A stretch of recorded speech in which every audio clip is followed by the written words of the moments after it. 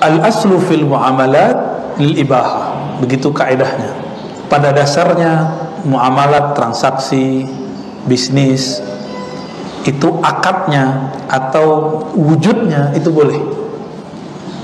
Jadi dibuat unlimited oleh Allah Subhanahu wa taala. Itu bukan hadis, Pak, itu kaidah yang disepakati oleh para ulama tiga mazhab, ya, tapi diperdebatkan oleh ulama Hanafiyah. Pada dasarnya muamalat itu transaksi bisnis, akad-akadnya boleh dengan syarat tentunya sesuai dengan syariat. Di zaman dulu orang sering untuk mendapatkan satu barang melakukan barter. Maka dulu jual beli disebut ishtara yashtari, istiraan. Aktivitasnya disebut bai ini kemudian ada di situ sigat, kalimat untuk terima jawab, ya, penyerahan dan diterima.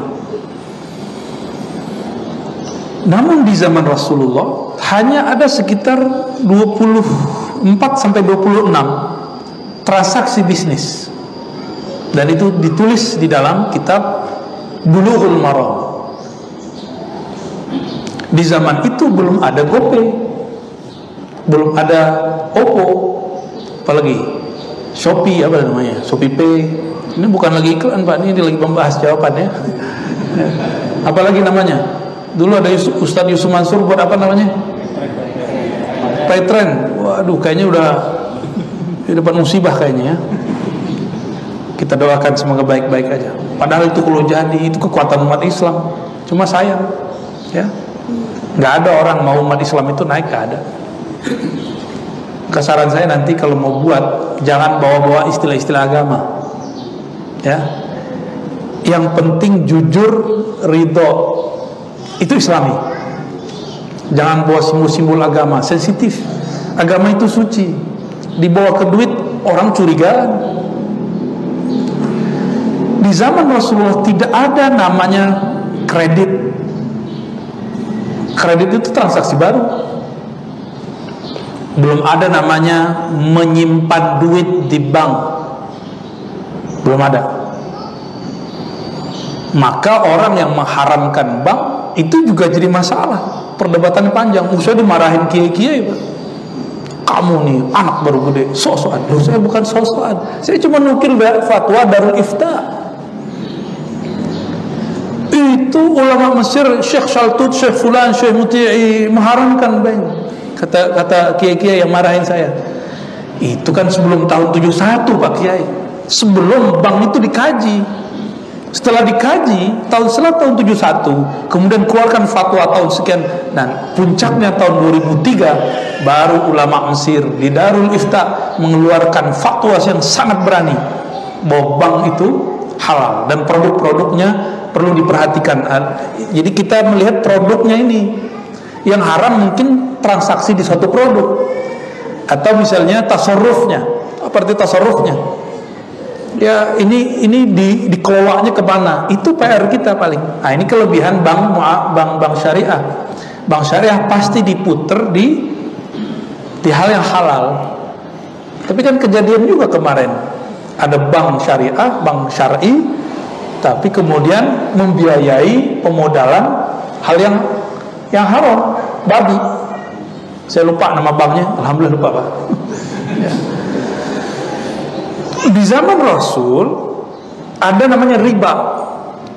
Riba itu kalau saya nuker emas, emasnya beda ukuran, beda nilai, baru disebut riba. Maka dulu standarnya nilai emas. Karena dulu emas itulah yang menjadi standar nilai satu alat tukar. Rupiah, dolar dulu berdasarkan emas. Sekarang dolar suka-suka mereka nyetak. Enggak. Jadi sekarang mata uang bukan berdasarkan emas.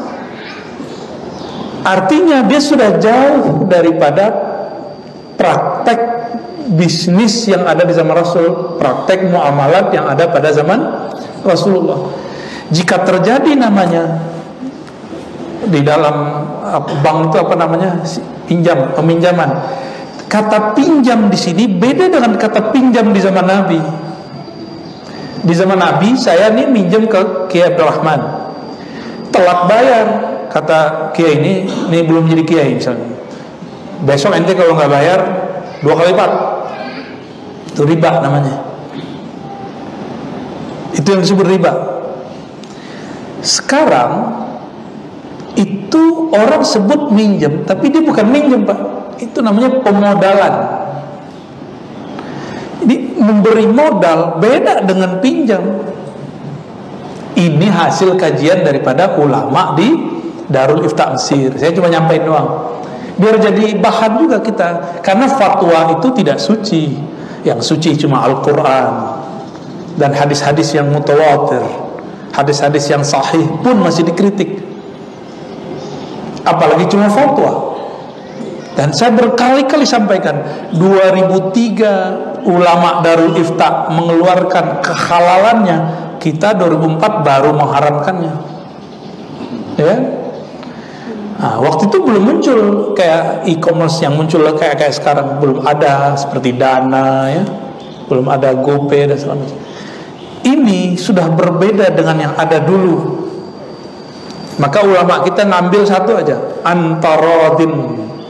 Yang penting ridho. Yang penting ridho. Apakah setiap bunga itu berarti riba? Belum tentu. Riba. Nah, jadi hati-hati. Saya tidak pernah menghalalkan riba. Riba haram mutlak.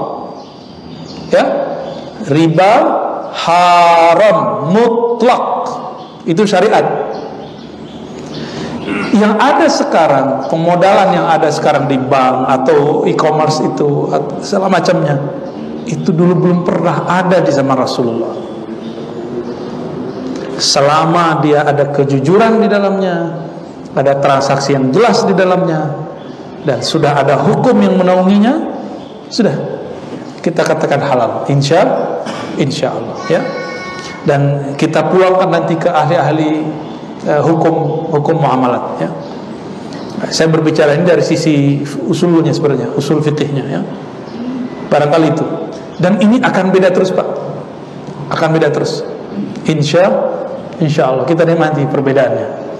Dan yang mengharamkan bank, haramkan duit. Karena duit produk bank. Mengharamkan bank tapi pakai duit, ngayal namanya, ya.